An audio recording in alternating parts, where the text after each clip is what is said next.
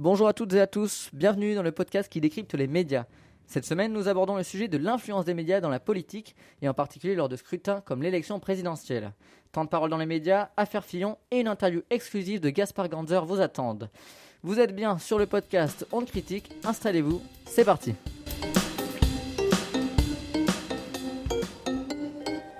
Pour débuter, Nora, tu reviens sur l'affaire Fillon qui a rebattu l'écart de la présidentielle 2017. Effectivement, on se souvient bien de ce 25 janvier 2017, quand le Canard enchaîné dévoile une affaire d'emploi fictif concernant Pénélope Fillon. Et ce, 2 mois après la victoire de François Fillon aux primaires de la droite. Le lendemain, le candidat est invité au journal de 20h de TF1 et riposte. Commence alors une longue bataille entre le candidat et les médias. Le Canard enchaîné en rajoute une couche en dévoilant de nouvelles sommes touchées par Pénélope Fillon. Au bout de quelques mois, l'affaire prend un nom, le Pénélope Gate. Elle est au cœur de la présidentielle de 2017 et elle bouleverse même la campagne de la droite. Alors une question se pose, est-ce que les médias font l'élection ? François Fillon était attendu au 2e tour des élections. Les tout premiers sondages plaçaient le candidat devant Marine Le Pen. Mais comme nous pouvons le voir, après les révélations par les médias, la tendance s'est vite inversée dès le 2 février. Certains Français et hommes politiques parlaient d'un lynchage médiatique. Certains disent que le suffrage universel est trop influencé par les médias. Alors certes, l'affaire s'est retrouvée au cœur de la présidentielle, mais n'est-il pas le rôle même des journalistes de donner toutes les clés de compréhension aux citoyens ? Et est-ce que, finalement, ce n'est pas aux électeurs de faire leurs décisions en ayant toutes les informations nécessaires ? Merci Nora. À présent, Vincent, tu nous parles des liens qu'il existe entre le temps de parole des politiques dans les médias et l'influence qu'il a sur le vote des citoyens. Du 1er février au 21 avril 2017, ce sont en tout 1545 heures de temps de parole qui auront été consacrés aux 11 candidats à l'élection présidentielle et à leur soutien. 80 jours d'intervention sur 23 médias audiovisuels qui ont dû respecter des règles précises édictées par le Conseil supérieur de l'audiovisuel. Alors quand on observe des chiffres de temps de parole, de temps d'antenne et de nombre de voix, on constate bien un lien et la thèse que politique et influence des médias ont de nombreuses similitudes semble se confirmer. À la lecture de ce graphique, on peut approfondir le sujet en commentant les chiffres des principaux candidats. Effectivement. François Fillon aurait-il dû être présent au second tour s'il suffisait de médiatiser un candidat pour le faire gagner ? La réponse est non. Car certes, il a très souvent été question de lui à l'antenne, en tout 29 jours et 15 heures, mais de façon très souvent négative. Il s'agissait donc d'une contre-publicité.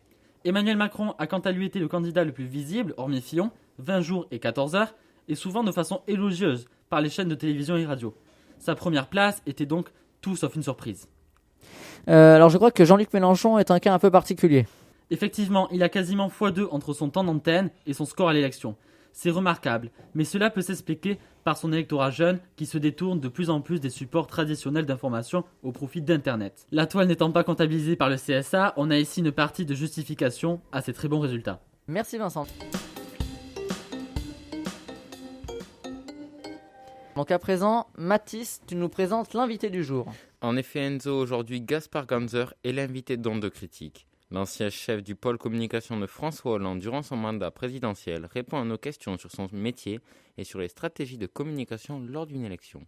Quel était votre rôle lors des présidentielles de 2012 ? Je faisais partie des gens qui, autour de, on va dire, des porte-paroles de la campagne, mais aussi aux côtés de Bertrand Delanoë, qui était mon chef dans la vie à l'époque sur les mairies de Paris, influençait sur la conduite stratégique de la campagne et son incarnation dans les médias.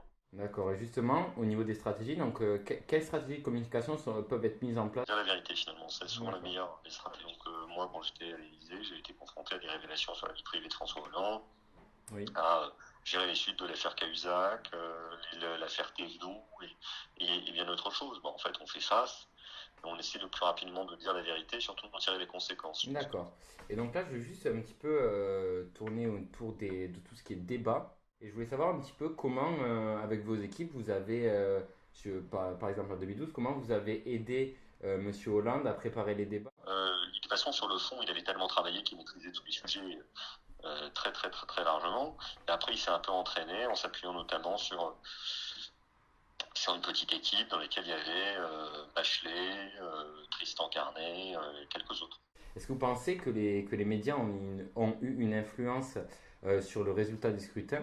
Bien sûr, je pense qu'ils aident, ils jouent un rôle parce qu'ils informent, ils font connaître, ils font savoir.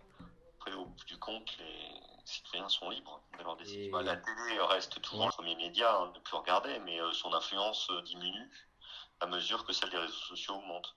Pour terminer, Lucas, tu nous fais une compilation des dérapages du débat du premier tour des élections présidentielles de 2017. Merci Enzo. En effet, on conclut l'émission du jour avec un peu de légèreté et de décalage. Comme ont pu l'expliquer les précédents chroniqueurs, la parole lors d'une présence médiatique est cruciale pour un candidat. Cela joue sur son image et sa communication. Néanmoins, les émotions prennent parfois le dessus et certains dérapent. Attaques personnelles, théâtre à ciel ouvert ou abandon de plateau, ces scènes mémorables peuvent elles aussi à leur manière influencer les votes lors d'une élection. Voici une petite compilation de ces instants en dehors de tout contrôle durant nos dernières présidentielles. Vous savez quoi, monsieur Macron, vous avez un talent fou, vous arrivez à parler 7 minutes, je suis incapable de résumer votre pensée, vous n'avez rien dit. 10 ans que vous avez augmenté les impôts, 30 milliards pour monsieur Fillon, 60 pour monsieur Macron. Non. Et Pas moi. très clairement, vous étiez le ministre, je crois que vous êtes un peu amnésique. D'écarter ce genre de difficultés. Je sais que vous avez beaucoup de complaisance pour les fondamentalistes. Non, mais moi je veux que ça vous arrange. Et moi je dis aux Vous Français. manifestez aux côtés des pires intégristes. Je dis aux Français. Vous et votre nièce. Ne présente pas comme la nouveauté quand on ressort des vieilles badernes qui ont au moins 50 ans. Mais les mensonges qu'on entend depuis 40 ans et qu'on entendait dans la bouche de votre père. Ce geste, vous savez qui me coûte. C'est dommage parce que j'avais préparé une longue interview sur votre programme que les Français ne pourront pas réveille les Français sur la République. Je vous remercie. Donc on ne parle pas de votre programme. Bonne soirée. Merci Lucas, merci à tous nos chroniqueurs, merci également à Gaspard Grandzer pour sa participation exceptionnelle et merci à vous de nous avoir suivis. Ce podcast est à voir et à revoir sur le site internet Décrypte. Je vous donne rendez-vous la semaine prochaine. En attendant, restez informés.